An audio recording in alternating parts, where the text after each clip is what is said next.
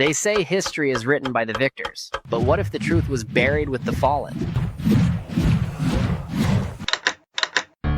Every secret leaves a trace, if you know where to look.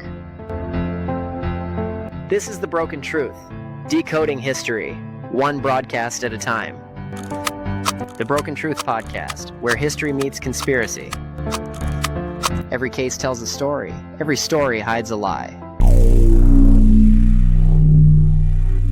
Welcome back to the Broken Truth Podcast. I'm your host, Garrett. So the sons of God saw that the daughters of men were beautiful, the verse that split scholars for centuries. Were these beings divine rebels, genetic engineers, or something far older than history allows? Tonight, we're joined by JT Follows JC, a creator whose work blends biblical truth and hidden history. JT, welcome to the Broken Truth Podcast. Yeah, well, thanks for having me on. Appreciate it. No, of course. Thanks for coming on. We appreciate it. We're going to dive into the topic of the Genesis 6 conspiracy today, probably one of my favorite topics to cover. I think it's a really good foundation for those who may not really be interested in conspiracy as a whole, but also those with the religious framework, such as yourself, as it gives a lot of context as to the hidden mysteries that the Bible has.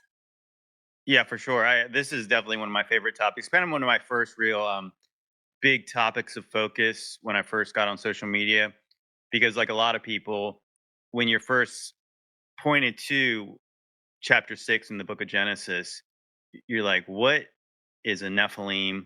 What is this about? I have no idea. How did I ever miss this going to church and going to Christian schools?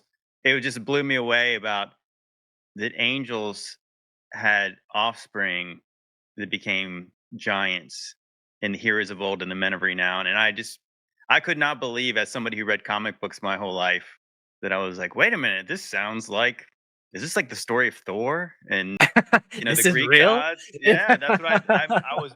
And yeah, so when I first kind of discovered that, I was really kind of obsessed with it, and I was definitely reading the scriptures over again in the Old Testament and really trying to dial in on any time they talked about tribes of giants and things like that. And I was just like, I was so fascinated. So then I was continuing to dig in. And we just talked off air. I bought Gary Wayne's book, The Genesis 6 Conspiracy, and I've listened to so many podcasts and just watched so many different YouTube videos about this subject. And eventually, myself and my good friend Brian, who goes by Demon Racers on social media, we actually went on to make a documentary movie called Ancient Angels. So it was like a play Oh, on. Yeah. no, that is awesome. Where can you find that? It's on Vimeo. I can send you the links for it. Yeah, you can check it out. Yeah, we did that 2 years ago now. Yeah, but it was Okay. funny because I've talked about a lot more things now. But yeah, for a while I was doing the podcast circuit, just talking all about the sons of God and the Nephilim and the giants and all that stuff. No, that's awesome. It's interesting because the whole concept of Genesis 6 seems to be, well, it was removed from the Bible, essentially, at least the conspiratorial aspect of it. Hmm.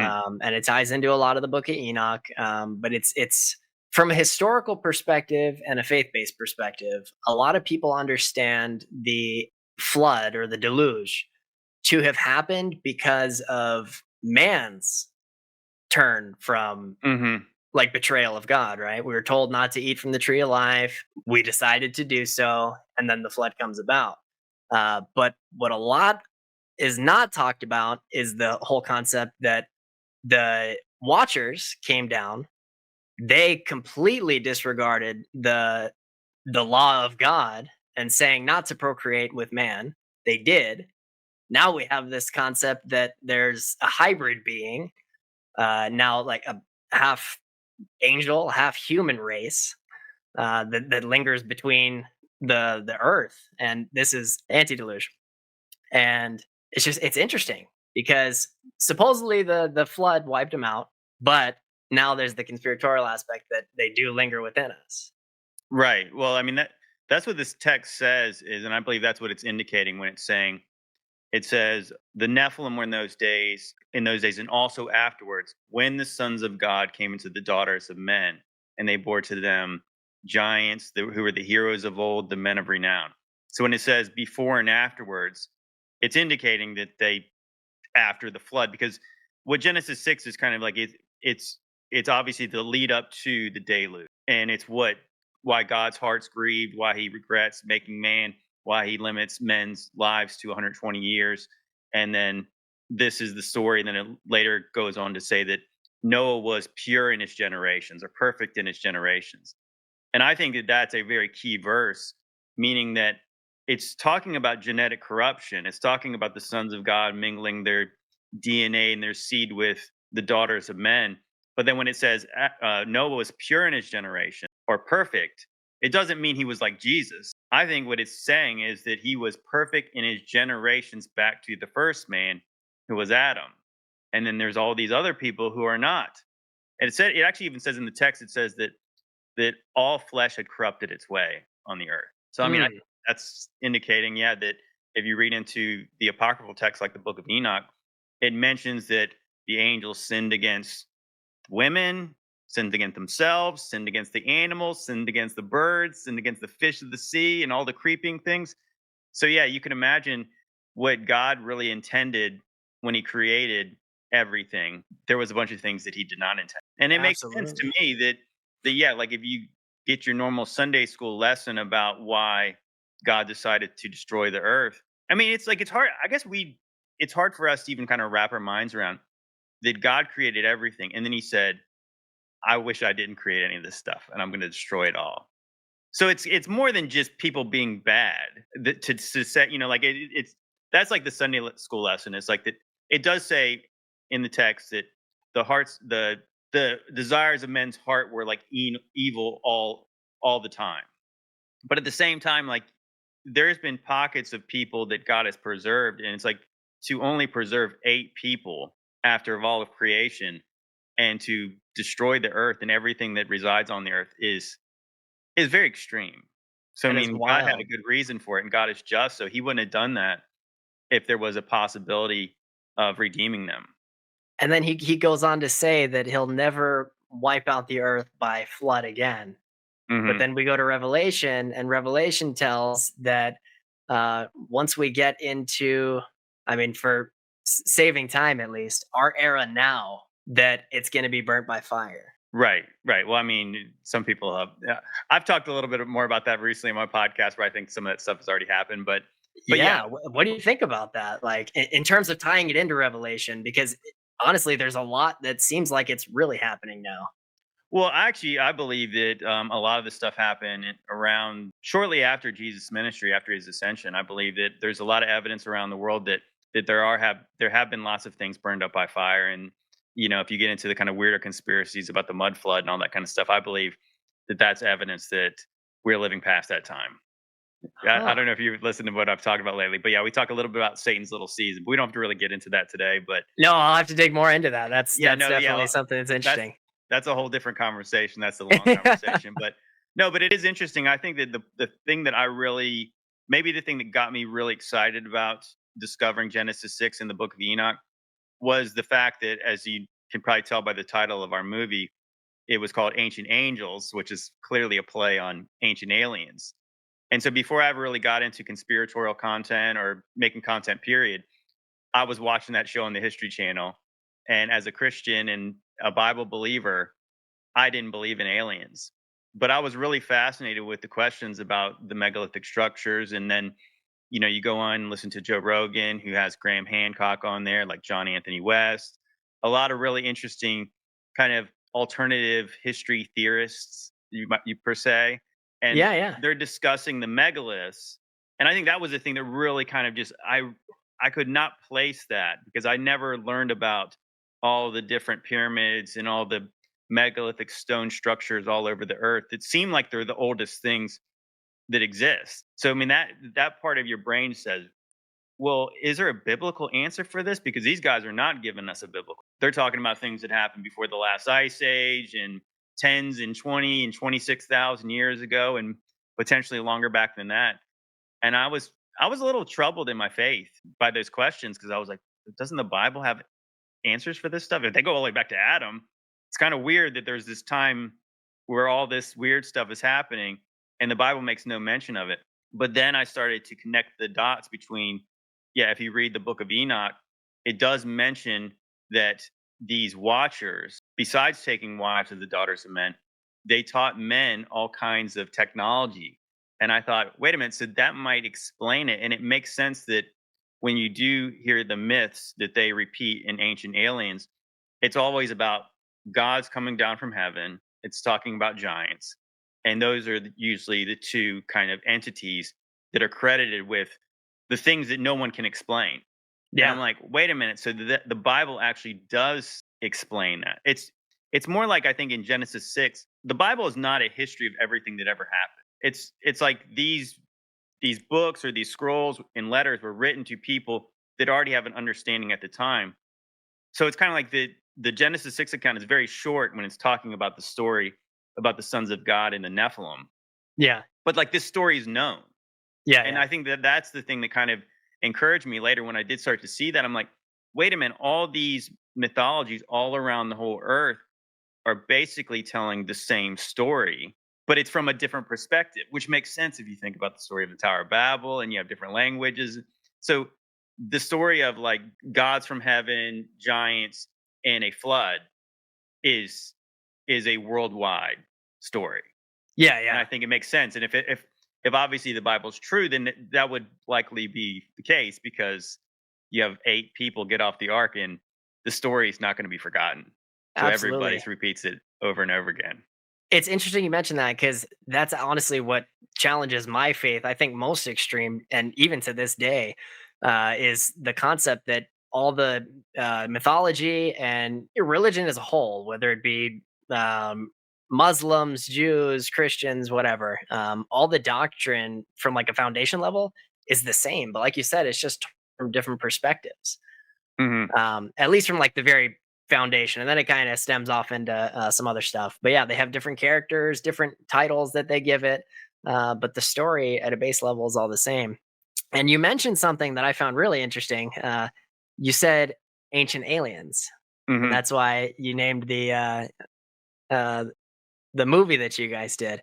So with the concept of the delusion, and everything, you had the Amaka Sephites that were created, or at least biblically, it says from within a cloud. And yeah, from within a cloud. And the way that Gary Wayne from the Genesis 6 conspiracy would put this is he considers that to be created within a cloud from extraterrestrial life or God, as believers would put it. Um, but do you think there could be some tie to ancient aliens, like actually, Well, biblically? I would just say biblically, I would say that you could list an angel as an extraterrestrial because they're not from here. It says in Job 38 that the morning stars, the sons of God, were shouting for joy when God was laying the foundations of the earth.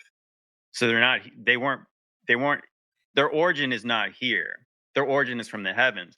Now, kind of just, not to spoil the movie too much, but you guys Yeah, will yeah, get the yeah. hint, is that my grand, like overall take on this ancient alien story was that I believe that this alien deception is something that's been run rampant in the culture and it's kind of being fused into it's a story that now it's like a predictive programming. So if there's any kind of alien threat, people are already primed for it. They've seen it in the movies, they've read it in the comic books, they've heard it on the radio. This is a story that we think is old now, but it's really new as far as like the big introduction to this was probably like the War of the Worlds. And so I believe stories, shows like Ancient Aliens, they ask good questions, but their conclusions are ridiculous. But what I think that they're trying to do is they're trying to write aliens or extraterrestrials back into our past. So it makes it seem like oh, this was always the case, even though those Interesting. peoples they didn't talk about them coming from other planets. They would say, so if you could say today they came from space, but you're like, but the people there would say they came from heaven. So the Ah, point is that even in, like modern kind of sci-fi movies would indicate that if an alien from another place came here, he would obviously be more advanced than us because we can't travel to the places where he's from. So the point is these beings are superior to us and then they have the ability and think about movies like Prometheus where they're literally like the ones who seeded humanity. And so interesting. this story kind of sounds similar to what like Zachariah Sitchin would have said about the Anunnaki. is these Anunnaki were these gods from Nibiru, and they came here, and then they basically genetically modified some kind of primate to make us to end up mining for gold and doing that kind of stuff. So it's like this idea that these extraterrestrials that the Sumerians wrote about were not really gods; they were just different beings from other worlds. And so I think that if you're more faithful to what the ancient peoples wrote about in their mythologies, it lines closer up to what the biblical text says. Is Yeah. that these were gods, and I believe, I think there's a lot of evidence, especially biblically, that the other gods of the other religions are real entities. They're false gods as far as like that we know there's one creator that created everything. And I believe he created little g gods, and these little g gods are the heavenly hosts. Because the Bible even Mm. indicates that some of the evil kings of Judah and also Israel, they worship the whole heavenly host. So then if you think about these religions with all these pantheon of gods, is that just another are these just avatars for angels? They Hmm. appear to these people as Zeus or Anubis or Horus or Athena, but what if those are just angels? And I think that's likely the case. Interesting. So it almost sounds that even with all this stuff that people would conspiracy or stuff to not be talked about, at least on the grand scale, right? Especially from a religious base, it almost strengthens the foundation of your beliefs. Oh yeah, no question. I think that's why I really liked, kind of going down this rabbit hole because I thought things make more sense. I think one thing that when somebody tied that kind of verse when it talks about that these giants, these Nephilim, were the heroes of old, the men of renown. Instantly in my mind, I thought, are they talking about like Hercules? And so when I was kind of tying that into Greek and Roman mythology, I thought, you know what, it just something resonated about it to me that would these stories really continue today if they were totally made up? So it's not saying Greek mythology is fact by any means, Yeah, but yeah, it's saying like that this is a story. And of course, mythologies to the Greeks were not just fiction. They were oral traditions passed down, meant to tell a lot of times moral tales and to pass down history. So of course, from their perspective, the story is going to be who knows, depending on who's telling the story. But I thought it's really interesting that even in a lot of those stories in like the Greek pantheon, those gods were never good. They were all really flawed. yeah. And same thing in the Egyptian mythologies. All these gods had massive character flaws, and they could be evil at times. They could be malevolent, but sometimes they would be good to the people. And I thought Absolutely, that sounds kind of like what you describe as like an angel, kind of a fallen angel, where absolutely. they could do good for you. Kind of like the story of Satan taking Jesus up to a high mountain and offering him all the kingdoms of the world. So if your goal is fleshly things, that they most certainly can give that, because that goes all even back to the book of Enoch, because they taught men how to make weapons of war. They taught them how to do witchcraft. They taught them astrology. They taught them all kinds of knowledge of things that they had no idea about. And that answers a lot of questions about how did men ever learn how to do some of these? And it makes sense that gods from the heaven told them. God, these heavenly hosts who were watching God create things on earth, they would have had knowledge of all kinds of things. And so they would have been able to certainly give people tangible knowledge of things. Well, then you even have, like we were talking about in the Book of Enoch, or the redacted Book of Enoch, the seven mystical sciences, and yeah, they were Hmm. passed down from the gods and supposedly now protected by our elites or whatever you want to call them, the shadows. So, why do you think that this mainstream theology now kind of avoids or downplays the Nephilim narrative as a whole? I mean, that's a great question. I guess the thing is, it's that Christianity has a certain supernatural belief that's acceptable crazy. Because obviously believing the story of Christ is from a very fleshly perspective, it seems unbelievable because it is the greatest story ever told, right? But Yeah, but there's lots of things in the Bible that are really crazy. They're crazy kind of in the church. And I think maybe it's an idea of like that certain mainstream Christians, they try to use the science as we know it, and then they try to explain the Bible that fits into the scientific paradigm we have. But there's many things in the Bible that are just spiritual things that are miracles. It's like it's hard for us to wrap our minds around. And so yeah, I believe that that kind of the alternate view of Genesis 6 is that the sons of God were not actually angels. They weren't divine beings. They were sons of Seth. So sons of God being like they were in the godly line of Adam to Seth, and then they were good men, and they were corrupted by perhaps like the daughters of Cain through like immorality, something like that.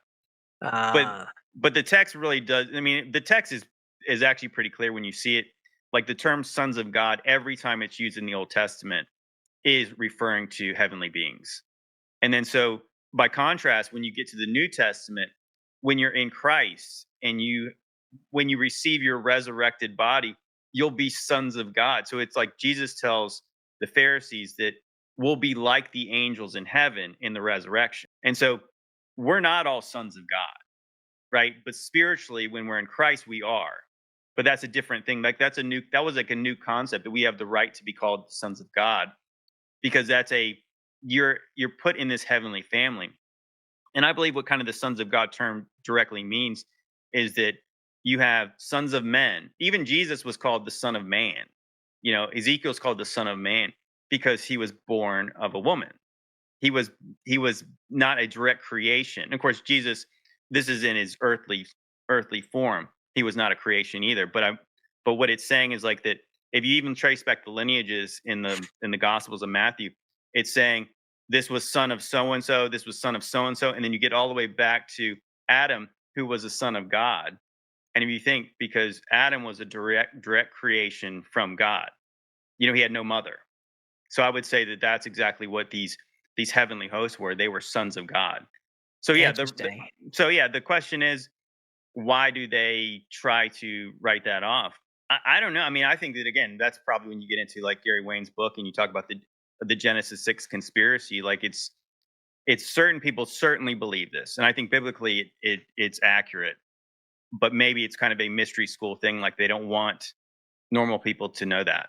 And that could make sense. I mean, they do time and time again try to cover up the whole concept of extraterrestrial life within like every three-letter agency or anything. They've been trying to bury this forever, and they Right. get Well, now it's interesting. The more interesting part now is now that there there is this process of disclosure where they do seem like that they were emitting things that they once denied for years and years and years. Like this UAP or UFO phenomenon is real now, and then they're going as far to say that there's non-human biologics found in craft that's not from here and things like that. So that's why I'm saying it seems like that they are setting people up for this potential deception of like what is next. And then I recently just played a clip from it was Paulina Luna. I guess she was doing a podcast with Patrick Beck David, and she was even referenced in an older podcast she did with Rogan. And she was mentioning, yeah, these UAPs are real. She's seen like the skiff reports on them, and these crafts are real. And it's just it's Hmm. really wild. It's like what are they trying to say? But what really kind of perked my ears up when she was talking was she was saying that the people who have the closest contact with this stuff, they believe that these are not actually they're not from outer space, they're interdimensional beings. And they could be referring to ancient texts like the ones that were removed from the Bible, and she specifically mentions the book of Enoch. And Huh. I'm like, that is it almost feels like that's bait, you know, like it's almost so much where like us conspiracy theorists would be like, they're lying, they're lying, they're lying about denying all these interdimensional or UFO phenomenon. Then they started admitting, and it's like now we know they're still lying, but we're not exactly sure why they're lying now. Yeah, it's like why give us tidbits, bits and pieces, just to like keep us on edge, and then not give us Hmm. the full truth. Like in the end, why would it matter? Like there's a handful of us that believe it wholeheartedly, and honestly, from your perspective, that really does, even for me, strengthen my foundation from a religious perspective. Now that you gave me that kind of context, I never thought of it that way. Um, but yeah, what harm would it do for any of us to know the full truth or understand any of this? Especially in a world today where it's like, I don't necessarily think we'd be terrified of it, like by any means. Well, I think that the just from a like a biblical straight textual understanding, I think Christians would have to wrestle with the idea of like who are these aliens? You know, so that's why I would say that from my perspective, I would say that it is a spiritual phenomenon. I mean, I would say that yeah, again, aliens and angels are really just kind of descriptions of things. They're not. It's not a definition of a being. It's like it's Yeah, what we're really saying is an angel's a messenger, an alien is somebody from not here. And so I think that people have to kind of wrestle in around in their biblical paradigm if that fits. You know, so that mm, the first and foremost, I would say that the truth is we really don't know. Like we really don't know what they are. But obviously the Bible does give room that there's other beings and even what we perceive to be a biblical angel, a lot of times they're described in the Bible as just men.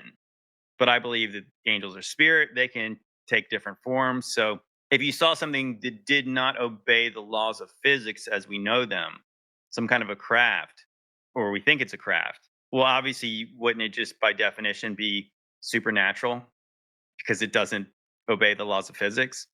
absolutely. So the truth is, again, the Bible is not a story that tells you every true thing that ever happened and every true thing that is. Otherwise, the book would be too long and you'd miss the point. So there's a lot of room for things to be true outside of this story. But I would say that from a Christian, I would say I'm comforted in is the fact that humanity is unique. You know, we're made in God's image, and then He sent His Son to die for us. So He says in Hebrews that He did not send His Son to die for the angels. So who are these other phenomena?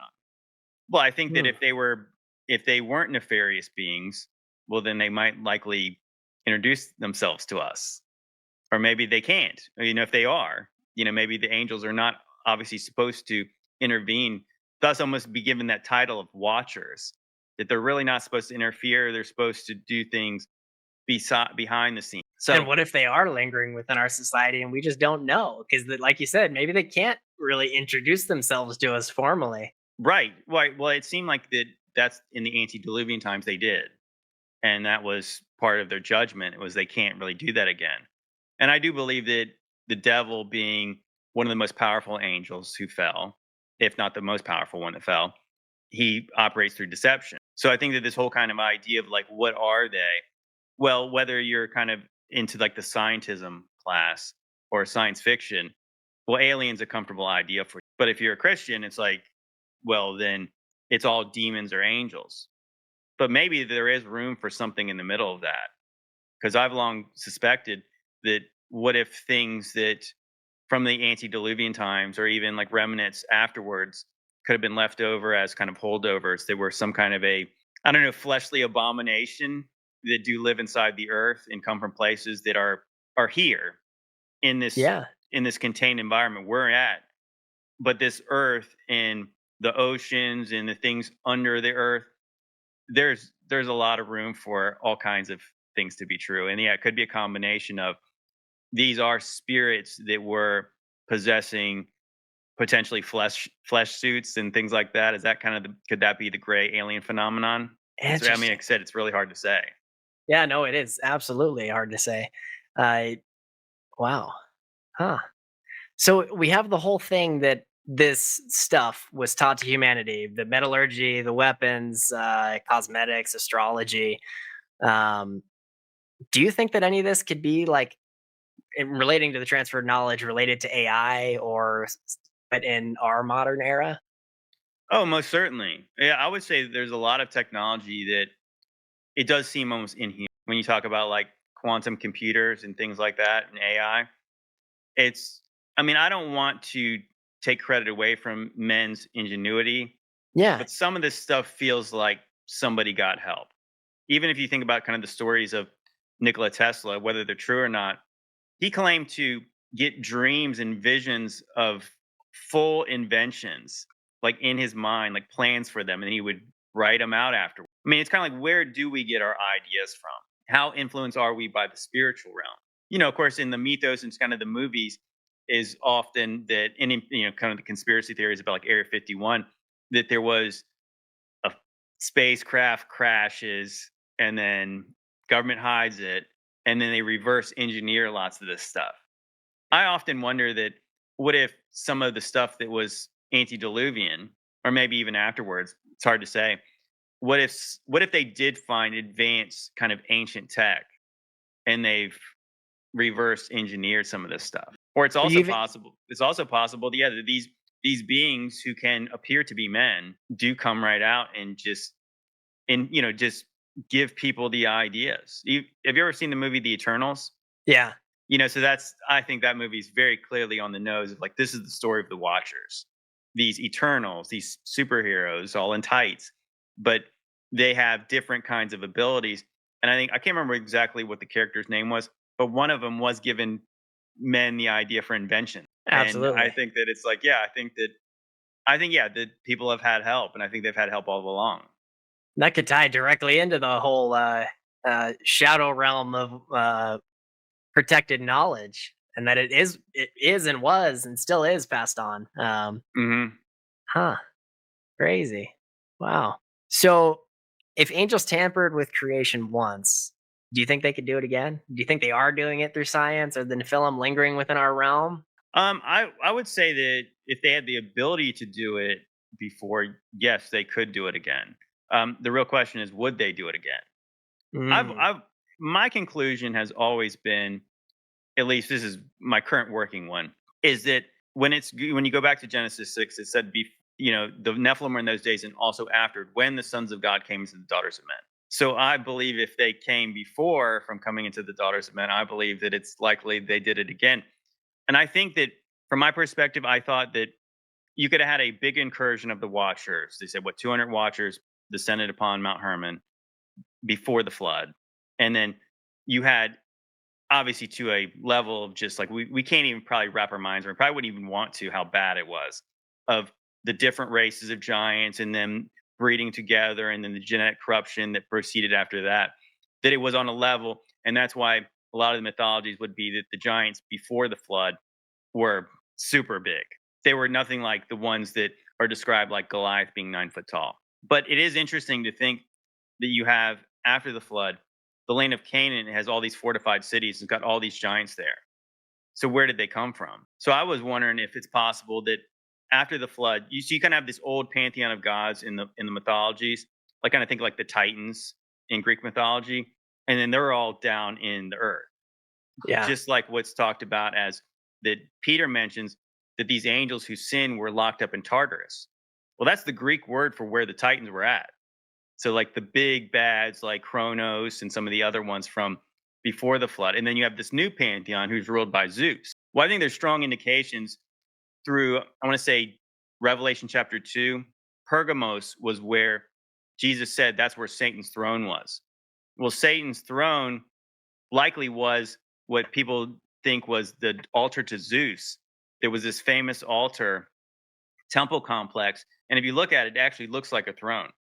So with that idea, what if the devil literally is Zeus? And then so the stories of Zeus is that he did procreate with lots of women on the earth and he set Huh. up these demigods, and that's where you get the mythologies about people like Hercules. So what Wow. if when you see the kind of like the pantheon later, you see like in ancient Egypt, you'd have had Horus, Isis, and the father would be Osiris. And then so like in the Greek mythology, of course, Zeus had many sons, but then he had his I think it was Terra was his wife, I believe, and then but then he had Apollo with a different woman, and then he had Hercules with a different woman, and so like, but there's still kind of like this head god, and then there's all these lesser gods who are under him.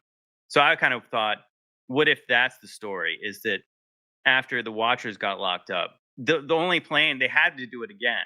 Like and so the devil was willing to kind of go out on a limb because the story's kind of already written. So like he has Yeah. no other option. So I thought maybe that's what's happening is that the devil was the one who really, made the last step after the flood. Because you think about the original prophecy in the Bible is that Eve's seed is going to crush the head of the serpent's seed. So if the serpent didn't have a seed, well then that prophecy doesn't make sense. So I'd say that he did. And that's why Huh. that there's but there was less of the Nephilim. There was less giants, so they weren't able to kind of procreate and still kind of maintain the power that they once had before the flood. Interesting. Yeah, no, it's really wild how it kind of diversified and spread. Um, and back to the concept of like the big G and then all the little G's, kind of like you're referring to. It's almost like Zeus, or as you're referring to, being the big G god in terms of the heavenly power, and Hmm. then all the little G gods in terms of the satanic area, the evil that were Hmm. spread around. Ah, that's wild. So there's the thought that the Nephilim bloodlines may be connected to like higher powers today, and that since the Nephilim hybrids are essentially proven to have survived the flood, that they may be directly connected to some of the powers that linger. Do you think there's any ties to that?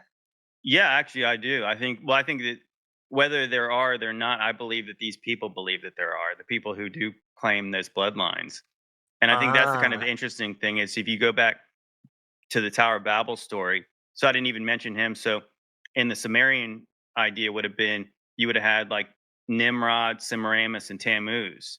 And so Nimrod was like this god king. And I believe maybe that could have been maybe the devil's progeny. Maybe that guy, maybe he literally was the devil's seed.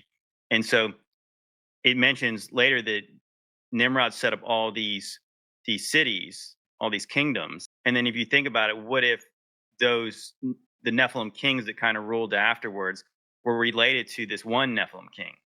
And so I want to say if you go back and I read a couple books on it, there was one about 13 bloodlines. There's also another one. It was just called The Illuminati by Jim Mars. And they were tying it back to that I believe it was the Rothschilds believe that they descended from Nimrod. Yes, which I mean kind of tracks. And yeah. also the Windsor family, so the royal family in Great Britain, and also the Bush family called themselves sons of Marduk. So sons of Marduk was like a Babylonian name for Zeus. Wow. So I mean, if you think about it, that's why if you do go into if you check the genealogies of all the U.S. presidents, they're all cousins. They're all like cousins of each other, and they're all descended from this one king in England named John Laughlin, who was the king when they established the Magna Carta and around that time. But yeah, like then if you check up like the genealogies of King Charles, he's related to Dracula, the historical man Vlad the Impaler. And so if you think about it, so they're related to him, and he's related to the King of England. That means all the U.S. presidents are related to Dracula. And what are the Wow. odds? Like, what are the odds? I'm saying that I think that's the idea of like a blue blood.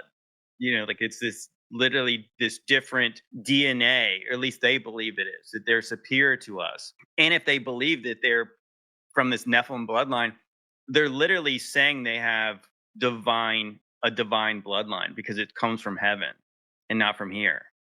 So that makes sense why presidents are selected, they're not elected. That's Yeah. why you have like royal families and these certain people on this earth they feel by like divine providence, they have the ability and the authority to rule over the rest of us. Wow. That's a wild concept to grasp. Yeah. I mean it is, but it Holy. also kind of makes sense the way they treat No, it people and the does. way Yeah. they lord over people. Because yeah, the Nephilim kings would have been yeah, they would have been genetically superior, maybe at the beginning. And I think again, there was probably corruption in the bloodlines. And I think that's why there's a lot of kind of incestuous nature to them, is because they were trying to keep this bloodline. Because you really think about it, the first Nephilim, I believe, and this is maybe just my theory on it, makes sense that the first group of Nephilim would have probably been kind of like what you see with the Greek gods, the demigods. You have this angel procreates with a beautiful woman, and likely their offspring is going to be, the best of both of us. And then, but later, if they lose the ability to continue to kind of keep their seed a little bit more diversified, right? Then they have to say, oh well, as the more they have offspring, the more that the bloodline is dwindling in them. So their whole goal would be to keep it strong. So then they have to continue to have like an incestuous relationship, keep it in the family, and then that would begot genetic corruption. It would all kinds of deformities, and that's why it's interesting that a lot of the giants eventually are described as being, yeah, deformed, having like cyclopses and weird things like that. I wonder if that's where the kind of the more kind of, in the mythologies about these kind of just big dumb giants that are just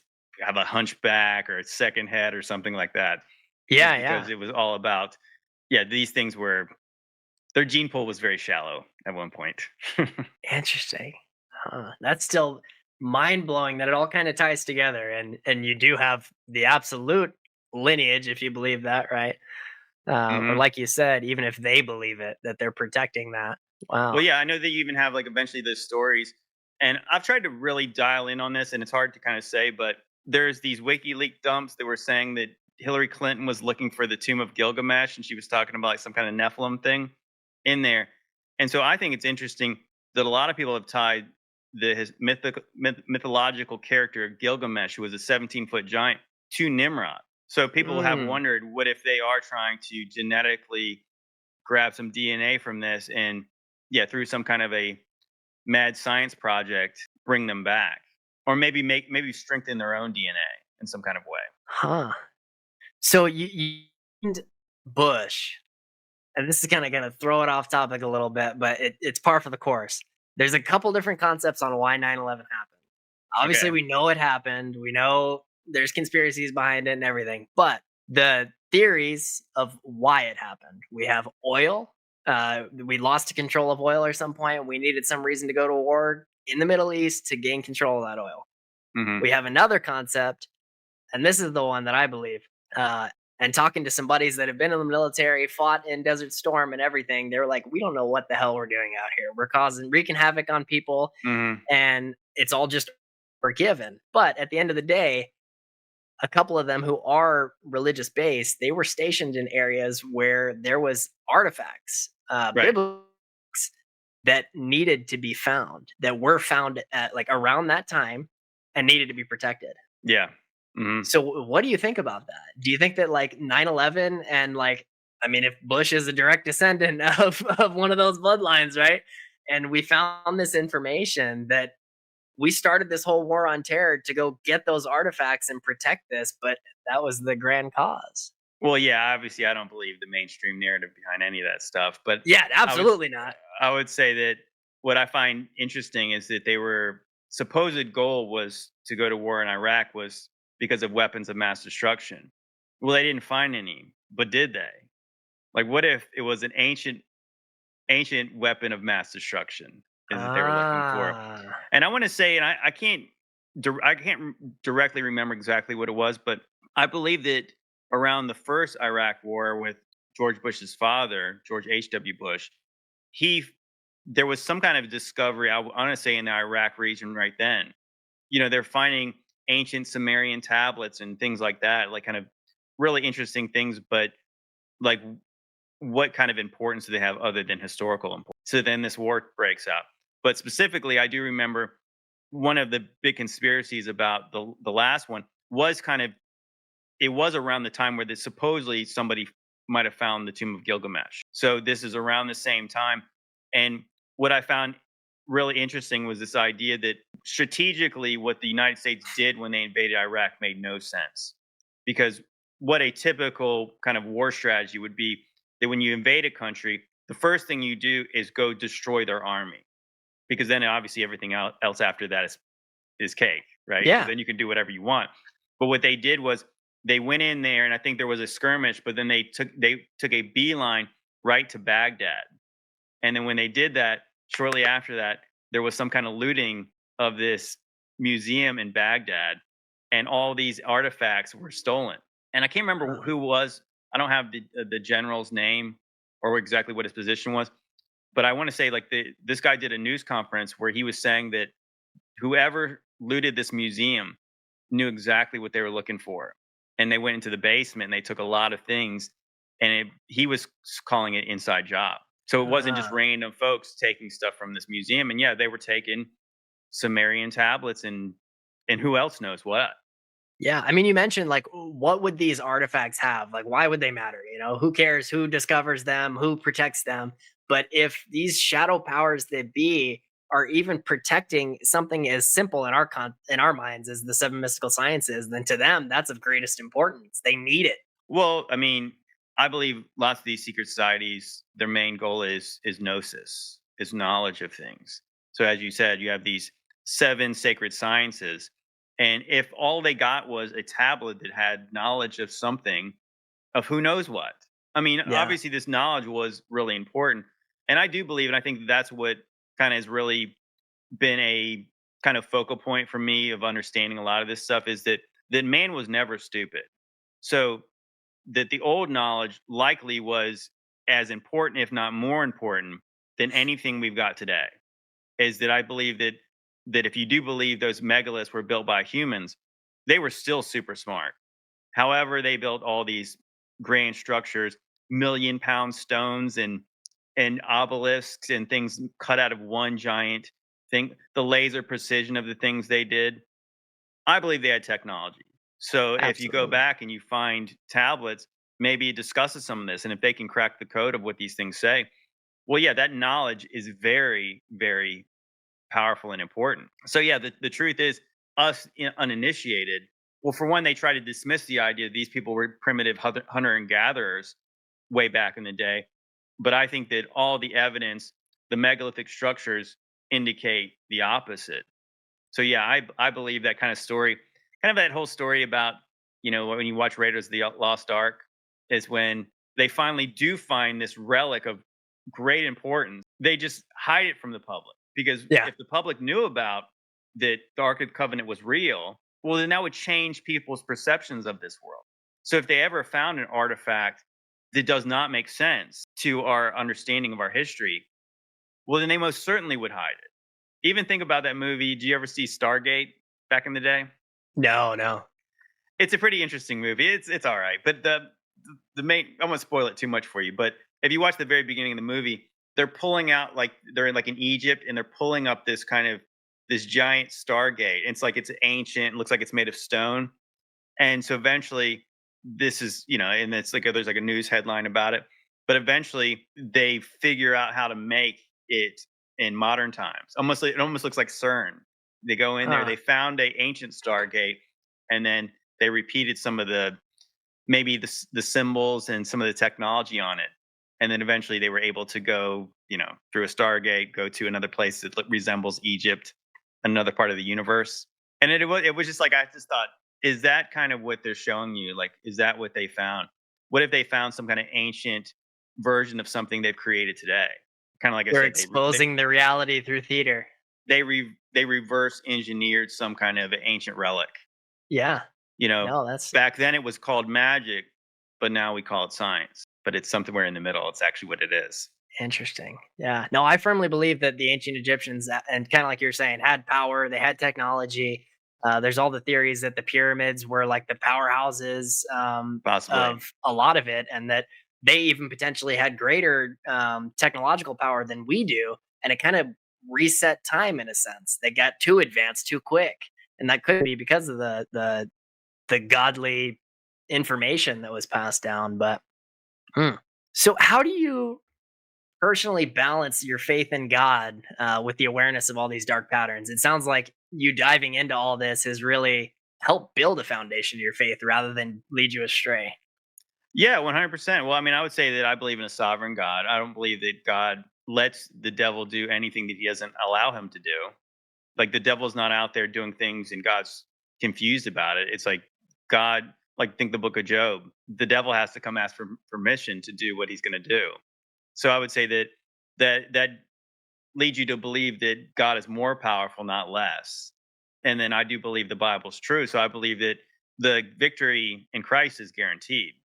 But outside of that, yeah, there's lots of mysteries. And I would say that most of these topics, and a lot of this is just theory. So, I mean, I'm just speculating on the things based on the information we have. Yeah. I would just say it just helps me form a worldview that makes sense in the chaos we're living in.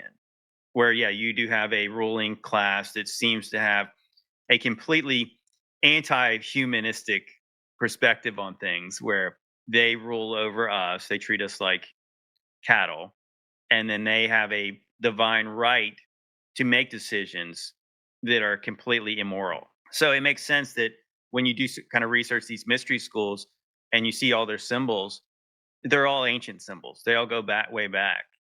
And so it is kind of like that. It's like the wink and the nod saying, yeah, we have information about your past. And so that's why it's kind of allowed me to be very cynical of the things I'm told by mainstream sources, because most of these sources are controlled by these same secret societies, these bloodline families, and they want us to be just smart enough to work the levers in the machine, but not smart enough to question kind of the prisons that they've created for us. But I would say that, yeah, I mean, through Christ, that there's a spiritual world that's more real than this one. And I believe that, yeah, ultimately the suffering here is only temporal. So I would say that, yeah, it absolutely just, I mean, I find it fascinating. I find it, the whole thing is, I find history more interesting. I find fiction more interesting because, as you said, they kind of reveal their methods through the fiction. It's kind of like the revelation of the method, the predictive programming. They kind of want to tell us, maybe so they get off the hook karmically, or they might just be telling us because eventually they'll say, "You should have known. You should have known that we were doing this." And yeah, I don't know. I just find it really interesting. I just think that the world makes more sense when you kind of have this understanding. Absolutely. So for our listeners exploring these heavy subjects, how would you say they can stay rooted in Christ instead of fear? And kind of the concept that dabbling in these subjects isn't necessarily foul play or something that's against scripture by any means. But yeah, Well, well, I would. Well, then first and foremost, obviously, I would consider, if you're a Christian, I would say that you stay rooted in God's word. Obviously, you pray and you pray for discernment, and maybe you find out this might not be the subject for you. If it's not, because obviously a lot of the stuff that I've kind of done over the years is I have kind of dug down deep into the rabbit hole, and I've got sick finding some of the stuff that I learned. And it's not all things you need to know. But if you do want to know, I would say that if you're really, before you kind of run off and chase the apocrypha and the all the extra biblical texts, or concluding to potentially these Gnostic texts, you got to be really firmly, grounded in what the Bible actually says. So that's why I would say that here's your kind of true north, where it tells you, okay, I'm getting little off track because this actually starting to contradict the scriptures we have. But also, there's some good resources. I know that one of the first books I read, other than like the Genesis 6 conspiracy, I read The Unseen Realm by Michael Heiser. And that really kind of helped me kind of get an understanding of like the broader concepts of the spiritual things in the Bible. And I thought the way he phrased it, I really liked, is he said that the Bible was written for us, but not to us. And so he was Mm, saying, like, a lot of it's contextual, that's understanding. He also says, if it's weird, it's important. So if you read your Bible and you're saying that's a really odd thing that God did there, why was this in there? So I think it's kind of fundamental to understand the weird parts, because you get greater understanding of the canonical text we do have. But so then when you have that understanding, that you can read like books like Enoch, a lot of the fragments, I think in the versions of it, we have to question if it's been complete, or some of these parts have been kind of somebody else has filled in the gaps in this text. So other than that, I think the book of Enoch, especially first Enoch, second and third Enoch seem corrupted. But I believe that it is inspired. It's quoted by Jude in his epistle. It's quoted like verbatim. But with that being said, it's, even if you don't take it for as it's a Holy Spirit inspired, I think it's fundamental to understand the text, because like this is the context. Like I said, if we wrote a letter to each other today and we were talking about Trump, I wouldn't have to tell you the whole story of Trump for you to understand. Like I would already know that you would already know who he is. So we're not going to go into detail about everything. So it's important to maybe get text outside the Bible to to gain a greater understanding of who these letters are written to and what their understanding at the time. So I think that that's where it's kind of fundamental. And I think then outside of that, once you kind of get understanding of like that, I'm not sure what's true other than what the Bible says. Outside of this, we can speculate.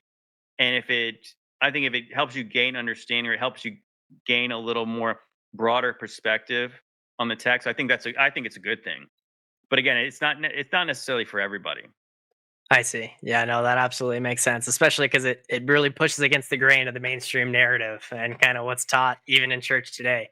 But it's I think it's important though, because like I said, you see like the phenomenon of the movies over the past bunch of years that these, like I said, I liked comic books, all these Marvel superheroes coming out, and if you can't, if you if you listen to this podcast and and you go watch one of those movies again, you'll probably gain perspective of like, wait a minute, these are gods from heaven like Thor, and then they're also these superhuman mutants and weird beings with supernatural powers. Is this a story that's been repeated over and over again? And the answer is yes. It's like the old gods are just the new Marvel superhero in tights. The It's like context is literally, important, yeah. So to super kind of understand, important. like this is a story that were once mythologies to the Greeks, but now we just call it Marvel Studios. It's DC. It's all the same thing. Yeah. Huh. Shoot. Well, to wrap this up, in Revelation 13, verse 16 through 17, John writes, as he causeth all, both small and great, rich and poor, free and bond, to receive a mark in their right hand or in their foreheads, and might buy or sell, save he that had the mark of the beast. Hmm. Do you think we're living in the mark of the beast era right now? How far do you from this? No, I actually don't. I actually don't. I don't. I do believe there's also a typology. I believe that that was a first century prophecy. I believe that there's actually strong indications that in the times of Nero, he set up this system where you would go into like the local town to engage in commerce, and you had to engage in this ritual where you put a mark of ashes on your hand or your forehead, and it was a thing if you couldn't buy or sell. Now that being said, I could be wrong, but I believe a lot of those prophecies have been fulfilled. But I believe there's also a typology that is repeated over time. You think about it says in Ecclesiastes, there's nothing new under the sun. What will be again. So it was like that if God's the same, which he is, the devil's the same, and humanity is mostly the same too. So we continue to make, the devil's tricks really haven't changed that much because man is still easily fooled by all of them. So I would say that it does seem like we are spearheading toward a one world government. That's at least the goal. Yeah. And the control system does seem like it could eventually be some kind of a digital currency that would come with some kind of a, I don't know, biotechnology marker, some kind of an electronic tattoo. I would say that that stuff is something I've talked about for a few years ago. I mean, it seems like that it's only a matter of time. We've often thought that, and I would say that. So, if I believe that some of those prophecies were fulfilled in the first century, does that mean I would get any kind of a mark that they're promoting now? Absolutely not. Absolutely not. Anything that would change our kind of genetic code, which again, that's where some people have wondered that it are they trying to find DNA from some kind of a Nephilim thing? And I've even heard like they were promoting through vaccines and shots that eventually they could make like superhuman people and you'd be immune to all kinds of diseases and things like that. I mean, would people would line up to get that? I Oh, believe. yeah. I mean, it would make sense to me that they would if it was all promoted with all the good without all the bad. But whether you believe that we're heading toward tribulation or not, the idea of a digital currency that contains some kind of a biomarker on yourself just sounds like slavery. It sounds like absolutely tyranny where they could through like maybe a social credit score they could shut down your ability to engage in commerce. That is like one of the most horrifying thoughts for a free person to hear. Like no. And that is kind of the irony. I just was talking with a friend about that. Isn't it kind of ironic that as you got the Illuminati eye over there, like kind of the eye of Horus, and you think about our dollar bill with that evil symbol on it, like that's our like last little symbol of freedom is cash, right? When It's cash true. goes away, it's like that yeah, like things will be it'll be really I mean, it's a really scary thought. And obviously I would say resist if you can. So the world's not ending yet. But I do agree with you that we're definitely headed toward that new world government, one world currency thing. Well, it does seem whatever's happening now, it does seem like this plan was really put into place. Maybe I mean it's probably been put into place a long time ago, but just say like the transformative times would have been like September 11, 2001. Obviously, you get into 2020 and the pandemic, and then what's heading toward now. It does seem like that things have accelerated towards something. I mean, that seems. I mean, I think everybody, no matter what side of eschatology you're on, would readily admit. So, is this the end? I don't necessarily think so, but I don't know either. Yeah. It does feel like that we're in, yeah, the Marvel, the end, Avengers end game. Like we're in the end game at some point. I don't know how long the end game is, but it does seem like we're heading toward that. Absolutely. Well, JT, thank you for bringing your research and faith to the table today and sharing it with the listeners. Where's the best place that people can find you? Yeah, if you liked anything you heard today, you can probably check me out on YouTube. That's where I put a lot of my content at. Obviously, I'm on lots of the socials. If you like short clips of things, I post clips of my podcast, and obviously I make short reels on Instagram, Facebook, and TikTok. And I have a podcast that if you like to listen to on the audio, you can check out JT's mixtape over on Apple or Spotify. But if you find me on anything, you can find my link tree. I'm pretty much on everything. Linktree. Perfect. Yeah. Well, we'll definitely link to your Linktree in the show notes. Well, thanks for listening to the Broken Truth podcast. Check the show notes link in the description to find JT's links. Until next time, pay attention, remain skeptical because the truth isn't whole, it's broken. In a world built on hidden histories and half-truths, we've only just begun to peel back the layers. Because what you've heard tonight was never meant to be known, but you were meant to find it. If you're ready to go deeper, leave us a review, comment your thoughts, share this episode, and step inside the archives. Join the inner circle, where the real evidence is kept. This is the broken truth, because the truth isn't whole, it's broken.